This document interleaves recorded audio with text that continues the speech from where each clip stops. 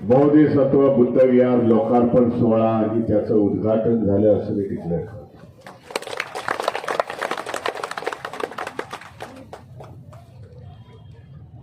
पंधरा वर्ष लागली असं मला सांगण्यात आलं. रवी भागात वेळोवेळी मला बोलायची मुलांनी काम होत आहे,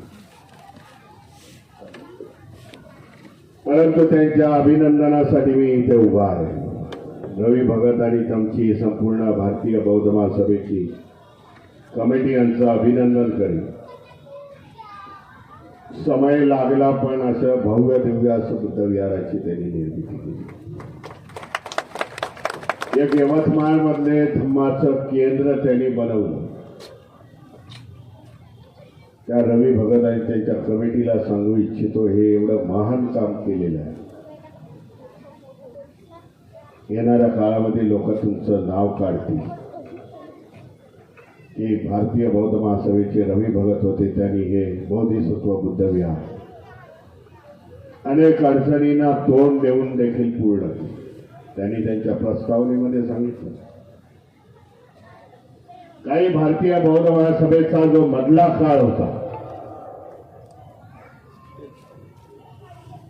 हा संपूर्ण कोर्ट कचेऱ्या यांच्यावरती बऱ्याचशा झाल्या. गवई त्याचे साक्षीदार आहे. विहार बांधू आणि विहार बांधल्यानंतर दुसरीकडे जाईल ह्याच्यासाठी ह्याचा उशीर झालेला आहे, हे देखील आपल्याला सांगू. घाबरलेले आहे, बसलेले आहेत.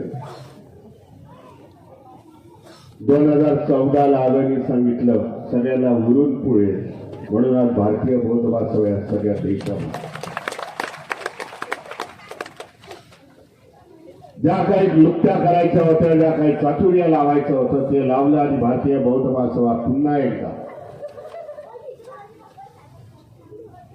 हिंदुत्ववादी संघटना आरएसएसच्या पदावरती असलेले लोक भारतीय बौद्ध महासभेचे ट्रस्टी होते.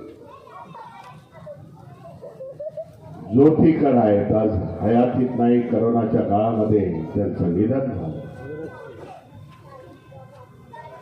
हा माणूस आणि त्यांची 2-4 जण हे संपूर्ण आरएसएसच्या पेरोलवरती होते गुजरातमध्ये. त्या सगळ्यांच्या माध्यमातून ही संस्था काढली आणि आता नव्याने भारतीय बौद्ध महासभा संपूर्ण देशभरामध्ये कोणाला घाबरण्याचं काम नाही, कारण कायदेशीर अधिकार आज आपल्याकडे प्राप्त झालेले आहे. म्हणून आपल्या सगळ्यांचं अभिनंदन करतो. केसेस असल्या तरी मीराताई आंबेडकरांनी हे कार्यरत ठेवलं होतं, हे महत्वाचं. धम्माच्या कार्याला ब्रेक दिलेला नाही त्यांनी त्या काळामध्ये देखील. म्हणून आज देशाच्या कानाकोपऱ्यामध्ये बौद्ध धम्माची भारतीय बौद्ध महासभा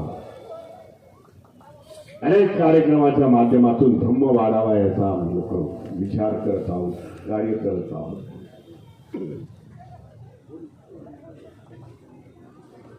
बुद्ध विहार हे सुंदर आहे. याचं चित्र मी बघितलं तेव्हा मला सुंदर दिसलं. मध्यंतरी कधीतरी मी आलो होतो, काही वर्षापूर्वी आलो होतो. या बुद्ध विहाराला भेट दिली. त्यावेळी भगतांकडे नाराजी व्यक्त केली. पैशाच्या स्वरूपामध्ये जर दान घेण्यापेक्षा सिमेंट कॉन्क्रीट वगैरे ह्याच्यामध्ये दान घ्या, ज्याच्या माध्यमातून हे काम लवकर होतं. परंतु त्यांनी नंतर मनावरती घेतलं आणि काम पूर्ण केलं, म्हणून त्यांचं अभिनंदन करतो. वास्तू सुंदर आहे, जो की विहार नुसती सुंदर असल्याबरोबर धम्माची ज्ञानाची केंद्र व्हायला पाहिजे. ह्या जिल्ह्यासाठी, ह्या यवतमाळसाठी धम्माचं कार्य ह्या विहारामधून चालायला पाहिजे, तरच या विहाराला खऱ्या अर्थाने अर्थतापूर्ण प्राप्ती मिळेल. ज्याप्रमाणे त्यांनी सांगितलं, बाबा इथे ह्या प्रकारची शिबिर होती, साम्य शिबिर होती, बाल साम्य होती, महिलांची शैक्षणिक केंद्र होती, त्या माध्यमामधून हा समाज पुढे जाईल. आपण हे सातत्य टिकवलेलं आहे, भारतीय बौद्ध महासभेने टिकवलेलं आहे. बाबासाहेबांची धम्म चळवळ ही महाराष्ट्रामध्ये सीमित नाही ठेवता, ही संपूर्ण देशभरामध्ये आम्ही नेण्याचा प्रयत्न केला आणि त्या माध्यमातून आज चांगल्या प्रकारे आपल्याला सहकार्य मिळतंय, सपोर्ट मिळतोय, लोक धम्माकडे येतात.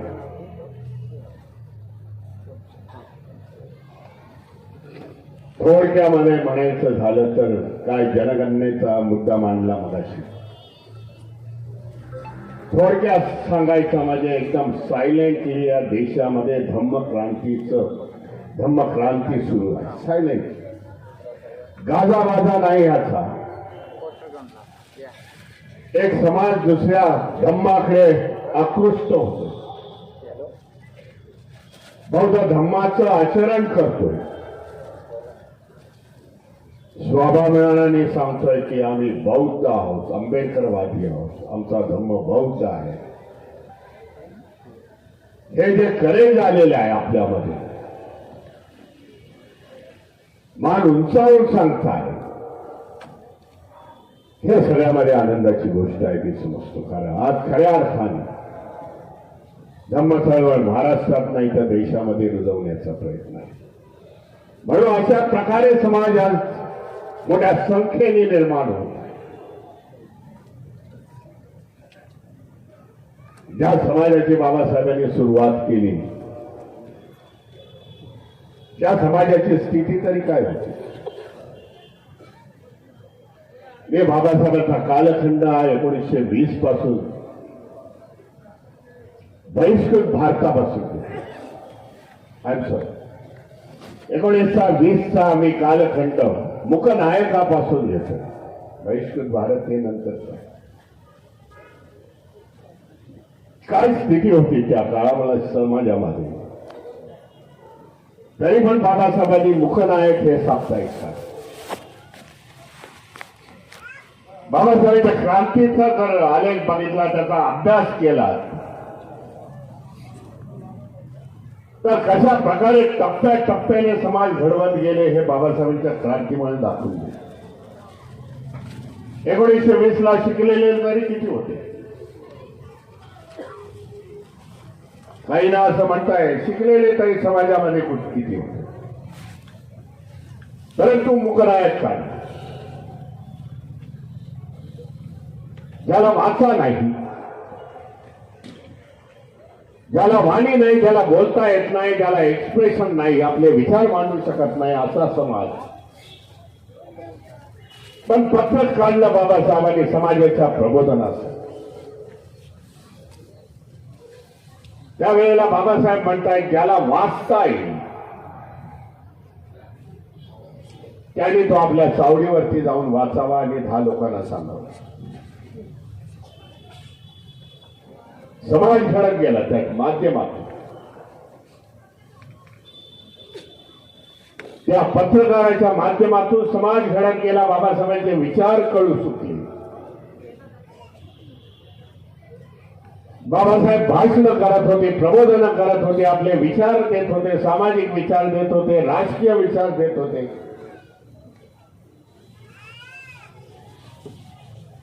ते लोकांसमोर पोहोचण्याचं ते प्रभावी माध्यम होते. म्हणून समाजाची सुरुवात ही शून्यापासून झाली आणि 60 वर्षामध्ये आपण शिखरापर्यंत आलो.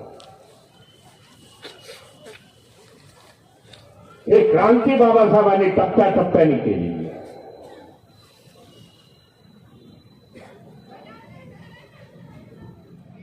आणि जीवनाच्या अखेरीला धम्मक्रांती केली. बघितलं समाज आता पुढारलेला,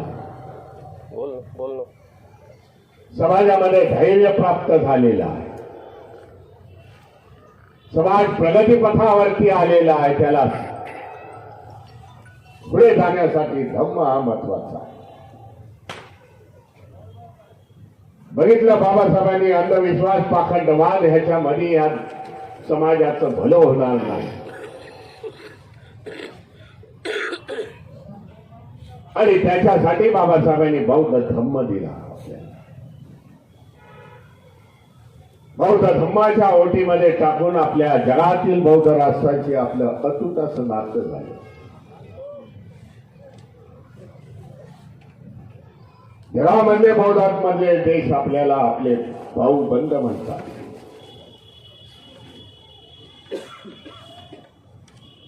म्हणून या महाराष्ट्रामध्ये नाही तर देशामध्ये ज्या मूर्त्या येत आहेत, भगवान गौतम बुद्धाच्या मूर्त्या येत आहेत, काय प्रतीक आहे? का तुम्हाला देत आहेत ती लोक मूर्त्या? का फ्री ऑफ कॉस्ट मध्ये देत आहेत?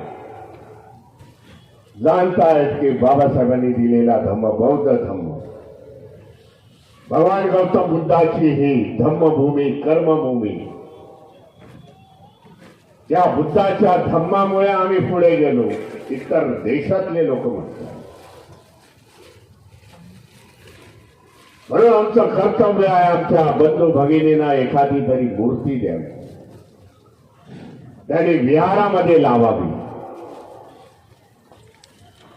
आणि बौद्ध धम्माचा प्रसार आणि प्रसार ह्या देशामध्ये व्हावा. कारण बुद्धाची ही धम्मभूमी आहे, कर्मभूमी आहे. कारण अतूट नाते बाबासाहेबांनी धम्माच्या माध्यमातून त्या देशांमध्ये केले.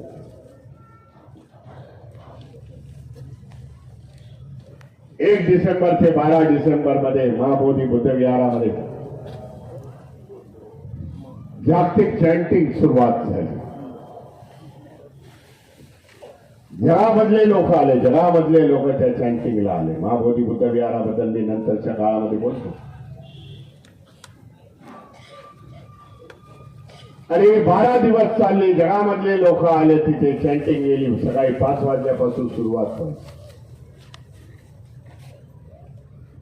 या वेळेला त्याचं नेतृत्व भारताकडे होतं. अनेकदा मला फोन आले, भीमरावजी आ जाओ. मला रितसर आमंत्रण होतं कारण मी भारतीय बौद्ध महासभेचं त्याचा सहभाग होता. परंतु या पिरियडमध्ये जाऊ शकलो नाही. 6 डिसेंबर आहे वगैरे. परंतु नंतरच्या काळात एक प्रवीण निखाडेंना जरा पाठवलं आणि त्यानं सांगितलं जरा सहभागी होऊन घ्या बौद्ध महासभेच्या माध्यमातून. एका अमेरिकन माणसाने 100च्या वरती बौद्ध प्रतिमा दिल्या, लोकांना डोनेट केली. अमेरिकन माणसाने जवळजवळ 6.5 फुटाच्या भगवान गौतम बुद्धाच्या मुद्रा त्यांनी दिलेल्या. काय घोटक आहे बाबा, अमेरिकेमधून देखील बुद्ध इथे या देशामध्ये यावे, विहारामध्ये बसावे आणि विहाराच्या माध्यमातून बौद्ध धम्म या देशामध्ये पसरावा. जिथे जिथे बौद्ध धम्म गेलाय जगामध्ये त्यांची आज भरभराटी झाली. ते देश आपल्यापेक्षा खूप पुढे निघून गेलेले. आम्ही राहिलो ह्या संस्कृतीमध्ये लिंबू आणि मिरच्या याच्यामध्ये. पण हे पण आपण जाणायला पाहिजे जेव्हा बुद्ध धम्म या देशामध्ये होता, बौद्ध राजे जेव्हा ह्या देशावरती राज्य करत होते, थोडक्यात नाही तर 1200 वर्ष देखील राज्य बौद्धांनी ह्या देशावरती केलेलं आहे.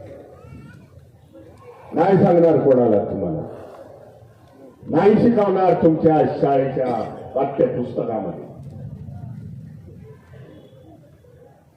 परंतु त्यावेळेला ह्या देशाची स्थिती काय होती ते देखील जाणायला. आम्ही महासत्ता होतो. आज प्राईम मिनिस्टर बोलताय हमें महासत्ता बनना है. अरे जाऊन इतिहास बघ, कधी होता भारत महासत्ता. त्या काळामध्ये भारत देश हा महासत्ता होता. युनिव्हर्सिटीज होत्या, 19 युनिव्हर्सिटी होत्या. जगातील लोक इथे शिक्षणासाठी येत. देशाचा एक्सपोर्ट हा 60% एक्सपोर्ट होतो.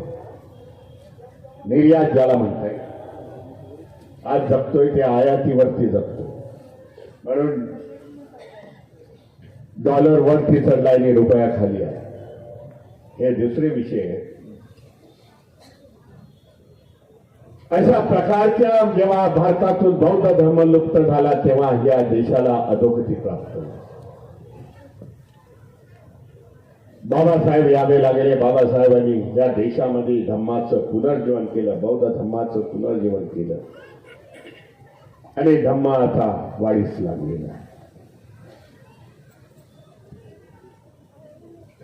काही सेन्सस मध्ये जी आकडेवारी आहे ती खोटी आकडेवारी आहे आणि म्हणून येणाऱ्या काळामध्ये आपली जबाबदारी जास्त आहे असं मी समजतो. येणाऱ्या काळामध्ये अगदी जशा संविधानाच्या बाबतीत आपण जोरात घोषणा करतो संविधान नाही बदल जाईल, तशा प्रकारची मानसिकता बनवा. येणाऱ्या मला तरी जे इन्फॉर्मेशन मिळालेली आहे, माहिती मिळालेली आहे, मार्चच्या अखेरीमध्ये ह्या निवडणुका वगैरे होत आहेत. तामिळनाडूच्या होतील, बिहारच्या वेस्ट बेंगॉलच्या होतील, अजून 2 स्टेटच्या होतील. त्याच्यानंतर सेन्सस सुरू होईल, जनगणना सुरू होईल. तेव्हा प्रत्येकाने आपल्या कॉलम मध्ये त्याचा उल्लेख करणं गरजेचं आहे. धम्माच्या कॉलम 3रा ते 4था आहे, त्याच्यामध्ये बौद्ध. जातीच्या कॉलम मधून ज्या जातीमधून महारामधून आलो ते महार लिहिणं, भाषेमध्ये पाली लिहिणं, हे करणं गरजेचं आहे. आता मला सांगण्यात आलं तर तुम्हाला देतो माहिती.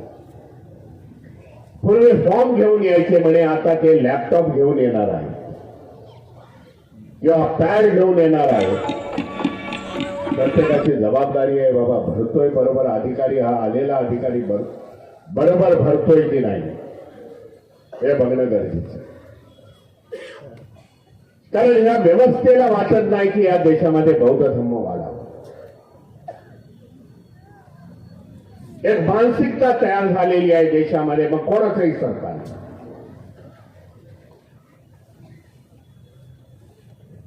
त्याला वाटत नाही की बौद्ध धर्म वाढावा, बाबासाहेबांची क्रांती वाढावी. या देशातील जे बौद्ध धर्मांतरित झाले त्या देशातील शेड्यूल कास्ट आहेत, वंचित आहेत, आदिवासी आहेत, त्यांना वाटत नाही. देशाने ह्या लोकांनी पुढे या.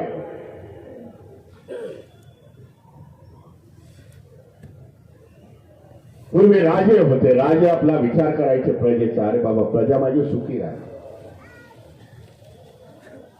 ते प्रिन्सिपल बाबासाहेबांनी तिथून उचललं आणि संविधानामध्ये टाकलं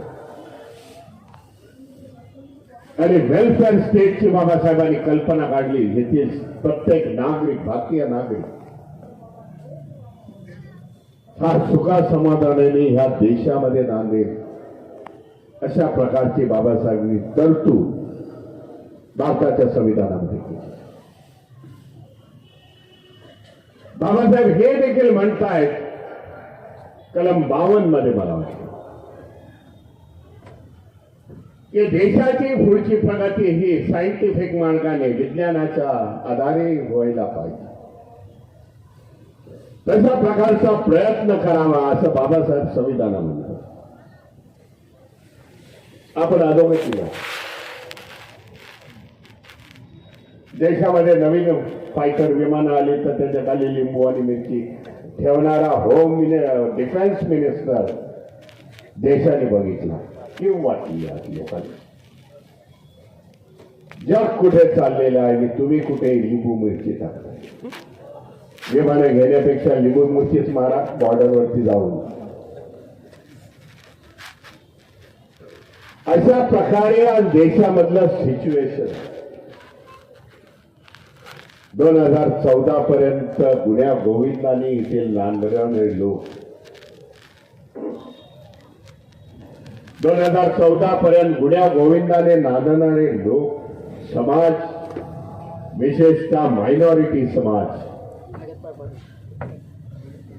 आज भय और डर से डरा हुआ जानते हैं कब कुछ क्या होगा हमारे साथ. पहिल्यांदा हिंदू मुस्लिम करून मुस्लिमांना टार्गेट केलं. हे आपल्यासाठी महत्वाचं.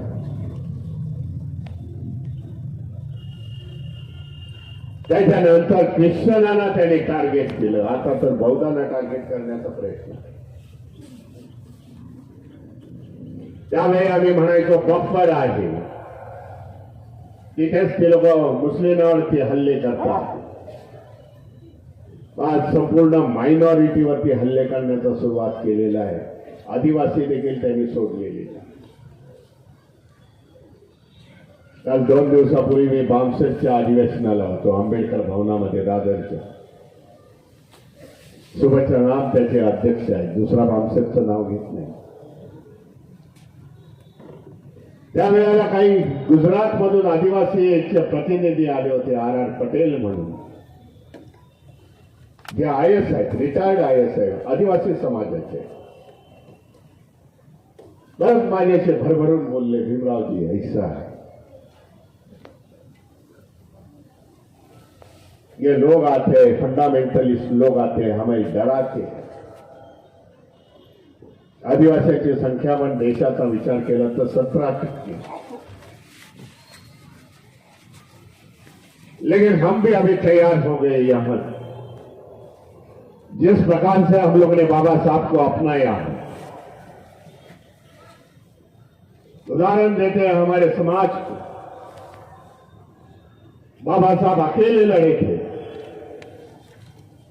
हम लोग तो आदिवासी इतने, हमें लड़ना पड़ेगा, बाबा साहब का विचारों के साथ लड़ना पड़ेगा.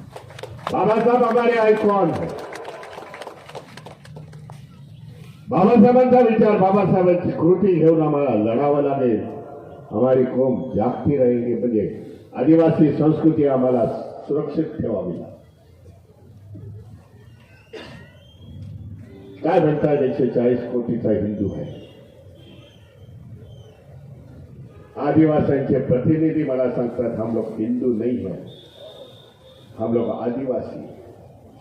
त्यांची माग आहे या भारत सरकारकडे की या जनगणनेच्या फॉर्म मध्ये आदिवासींचा कॉलम व्हायला पाहिजे, त्याच्यावरती आम्ही देऊ. आम्ही हिंदू म्हणून लिहिणार नाही.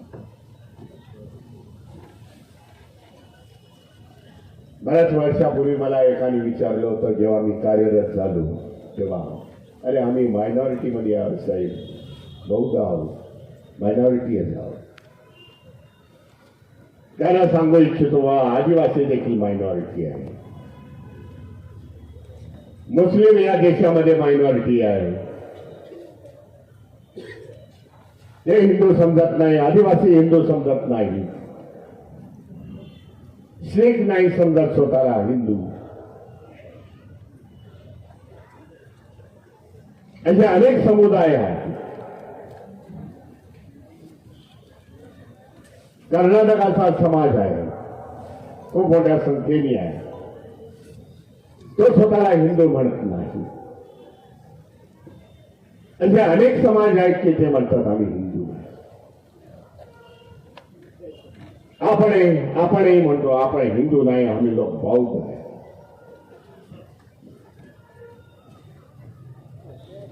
परंतु बाबासाहेबांनी जो संदेश दिलेला आहे तो ध्येय आपण पाळला पाहिजे. एज द फर्स्ट इंडियन आणि लास्ट इंडियन होता, मी प्रथम भारतीय आणि आखरी पण भारतीय. धर्माच्या जातीच्या ह्याच्या वरती जाऊन बाबासाहेब म्हणतात. त्यांनी मातृ देशाला प्रथम वंदन केलेलं आहे. प्रथम भारतीय, आखरी भारतीय. हा विचार त्यांच्या विरोधकांना सांगण्याची गरज आहे असं मी समजतो. हे चुकीच्या मार्गाने आज देशाला घेऊन चालले. त्याच्यामध्ये या देशाचं काही भलं नाही, येथील जनतेचं देखील भलं नाही. जेव्हा या देशाला स्वातंत्र्य मिळालं, जेव्हा या देशाचं पार्टिशन झालं, विभाग झाला भारत आणि पाकिस्तान,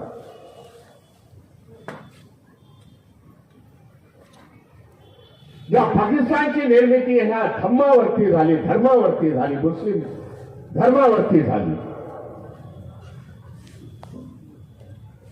तो देश आज सुखी नाही. कर्जबाजारी आहे, शिया सुनीचे हल्ले होत आहेत, टेररिझम आहे तिथे, शांती नाही तर प्रत्येक हा विषय, प्रत्येक प्रश्न हा गोळीच्या माध्यमातून सोडवण्याचा प्रयत्न आहे. आणि आज येथील फंडामेंटल नेते म्हणतात हम लोग हिंदू राष्ट्र कहेंगे. ते ज्या पाकिस्तानचं झालं ते हिंदुस्थानचं. हा गंभीर धोका या देशासमोर आहे म्हणून समजा. जे काही सरसंचालकाने गोष्टी केल्या त्या सगळ्या चुकीच्या. हिंदुस्थानचा उल्लेख हे काँग्रेसचे नेते करतात तेव्हा मला देखील आश्चर्य वाटतं.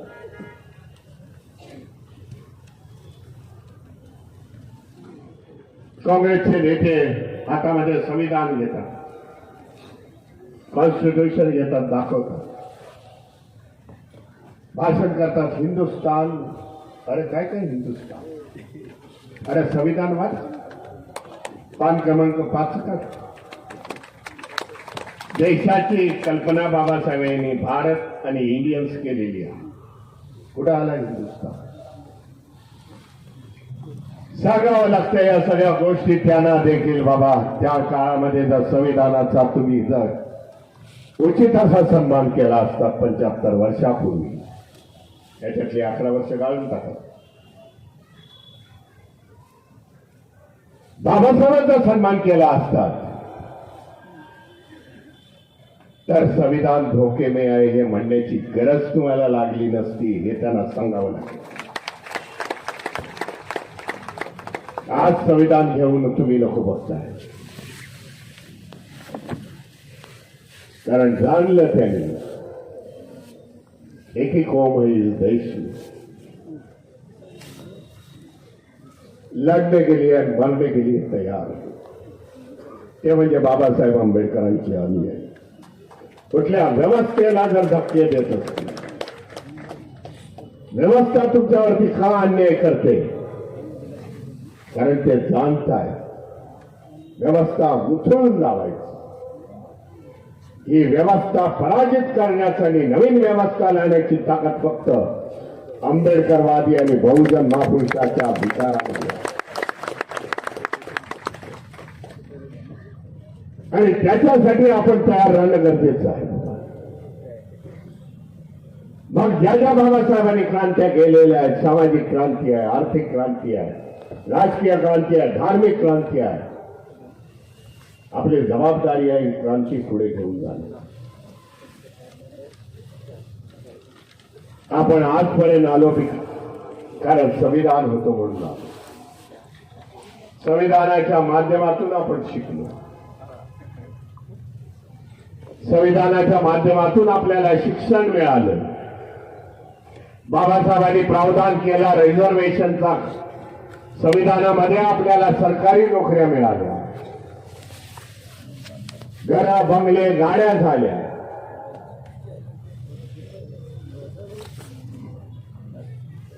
हे पुन्हा मागे नेण्यासाठी त्यांनी जाणलं की ह्या एज्युकेशनमुळे हे लोक वरती जातात.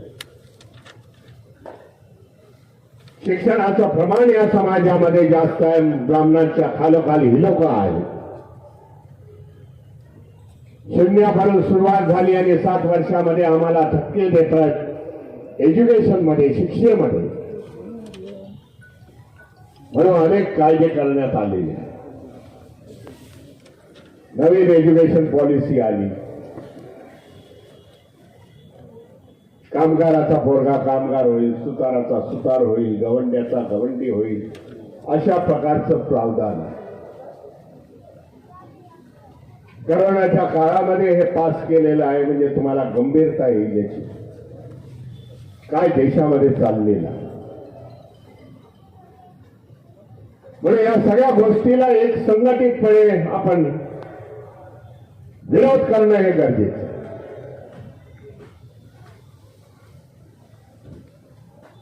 आजपर्यंत आपण रस्त्यावरच्या लढाया दिल्या, परंतु बाबासाहेब म्हणाले होते एकदा 1936च्या काळात अहमदनगर एक काळ असा येईल की आपण आपल्या घरावरती आजच जाऊन लिहून ठेवा की या देशाचे सत्ताधारी तुम्ही देखील बनायला पाहिजे, अशा प्रकारचं बाबासाहेबांचं लक्ष आहे.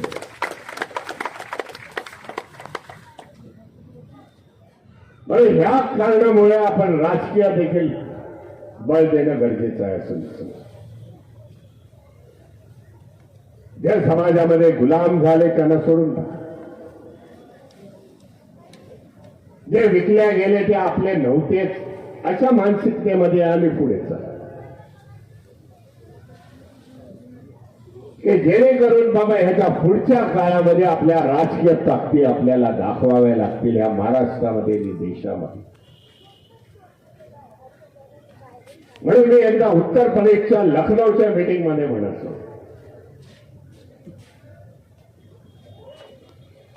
अरे नेता कैसा होना चाहिए,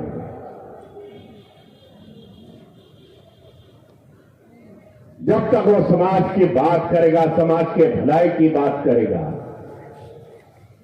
जो नेता हमारे बहुजन के महापुरुषों के विचारों पर चलेगा, तब तक हमारा नेता है. जिस दिन उस नेता की विचारसरणी पटरी से उतर गई तो हमारा नेता कभी बन सकता नहीं, वो समाज बेचने वाला होता है. या विचारसरणीने आज चालण्याची गरज आहे. म्हणून येणाऱ्या काळामध्ये आपल्याला तशा प्रकारे आपली वाटचाल होणं गरजेचं आहे. भारतीय बौद्ध महासभा कधीही राजकारणात नाही, जाणार नाही. परंतु ही सगळी परिस्थिती मी बघितली महाराष्ट्रामध्ये. म्हणून या कालच्या झालेल्या निवडणुकामध्ये, परिषदेच्या निवडणुकामध्ये संपूर्ण महाराष्ट्रामध्ये बोललो, जरा एक महिनाभर काम थांबवा. माझ्या संपूर्ण भारतीय बौद्ध महासभेच्या कार्यकर्त्यांना, सगळ्या भारतीय बौद्ध महासभेच्या तालुका गावामधल्या लोकांना, पदाधिकाऱ्यांना जरा थांबवा. तेव्हा आपली ताकद कितनी है या महाराष्ट्रामध्ये. आणि चांगल्यापैकी रिझल्ट आले की लोक जे प्रस्थापित पक्ष आहेत चौकन्न होतो, क्या हो गया. मी अभिनंदन करेन इथे बसलेल्या यवतमाळमधून आज निवडून आलेल्या चौघांचं, वंचित बहुजन आघाडीचं. सुरुवात केली, तुम्ही खालून सुरुवात केली. येणाऱ्या काळामध्ये या राजकीय मजले बांधत चालले.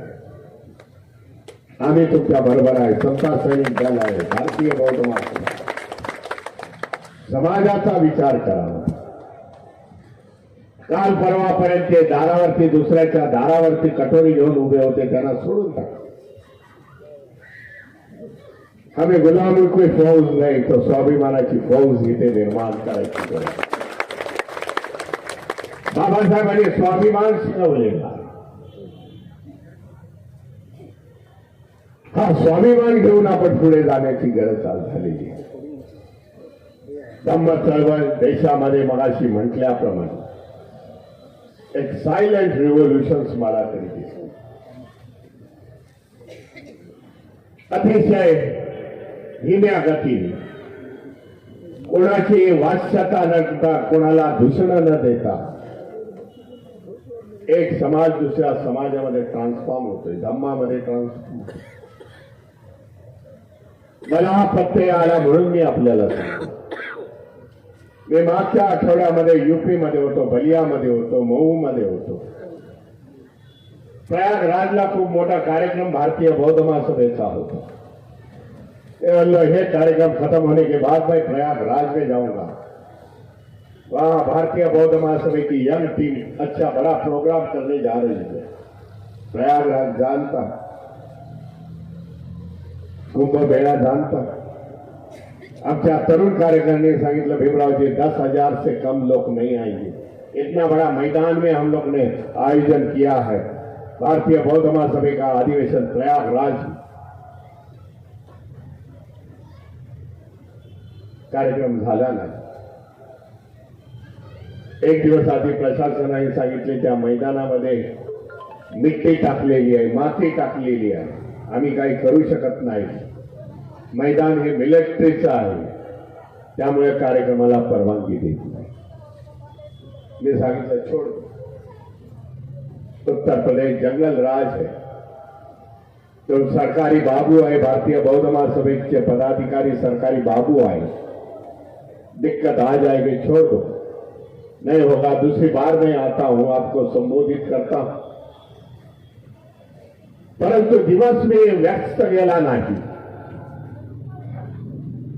मोरिया समाजाचं अधिवेशन होतं त्या महूमध्येच. त्यांनी मला बोलवलं होतं. मोरिया समाज हा करोडोच्या संख्येने आहे या देशामध्ये. बोले आज आता वो प्रोग्राम कैंसल हो गया. त्याने मी सांगितलं होतं प्रयागराज लंबा पड़ता है, सुबह 6 बजे मुझे निकल जाना पड़ेगा, तो ही मैं प्रयागराज में 12 बजे तक पहुंचूंगा. परंतु त्या मोरिया समाजासमोर मी माझं वक्तव्य ठेवलं. मोठ्या संख्येने मोरिया समाज तिथं होता. भगवान गौतम बुद्ध आणि सम्राट अशोकाच्या बाबासाहेबांच्या 3 प्रतिमा लावल्या होत्या. आपल्याला देखील सांगू इच्छितो, 2 प्रतिमेनी चालणार नाही. भगवान गौतम बुद्ध, सम्राट अशोकची प्रतिमा आणि बाबासाहेबांची प्रतिमा याच्या पुढे भारतीय बौद्ध महासभेच्या मंचकावरती राहील. त्या समाजाला उद्देशून मी बोललो तेव्हा त्यांनी सांगितलं, भीमराव हमारे पुरखे भी बौद्ध, हम सम्राट अशोक जी के वंशज हैं, हमारे सरनेम ही मौर्य है. हा समाज तुमच्या बरोबर येत आहे, तुम्ही एकटे नाही आहात. अनेक समाज आपल्याला देशाभरामध्ये जुळतात. येणाऱ्या जनगणनेमधून आपली संख्या किती करोडाने वाढलेली असेल हे आपल्याला कळून येईल जेव्हा जनगणनेचे आकडेवारी जाहीर होईल. आपल्या सगळ्यांना हार्दिक हार्दिक शुभेच्छा देतो. येणाऱ्या काळामध्ये भीमा कोरेगावच्या हार्दिक शुभेच्छा देतो. इथे देखील काहीतरी भीमा कोरेगावची प्रतिकृती आहे, मांडली जाते असं मला ऐकण्यात आलं होतं. त्या सगळ्याच्या नवीन वर्षाच्या हार्दिक शुभेच्छा देतो. नवीन वर्ष आमचं सुरुवात होतं आंबेडकरवाद्यांचं, मायनॉरिटीचं, बहुजन समाजाचं. विजयस्तंभाला आम्ही लोक अभिवादन करतो 1 जानेवारीला. आमच्या पुरखोनी जो इतिहास घडवलेला आहे त्याला आम्ही अभिवादन करतो. त्याच रस्त्याने आम्ही जाण्याचा प्रयत्न करतो. ही मला वाटतं सगळ्यात मोठी आपली ऊर्जा आहे हे मी समजतो. संपूर्ण भारतीय बौद्ध महासभेच्या यवतमाळ कार्यकारिणीला, आजूबाजूमधून आलेल्या सर्व माझ्या भारतीय बौद्ध महासभेच्या पदाधिकाऱ्यांना, आपल्या सगळ्यांना, विशेषतः समता सैनिक दलाच्या महिला पुरुष यांना हार्दिक हार्दिक शुभेच्छा देतो. तुमचं संचलन वगैरे खूप सुंदर आहे. येणाऱ्या 27ला आपल्याला 100 वर्ष होत आहे समता सैनिक दलाला. त्याचा कार्यक्रम येणाऱ्या काळामध्ये आपण दाखवू. आपल्या सगळ्यांना हार्दिक शुभेच्छा देतो.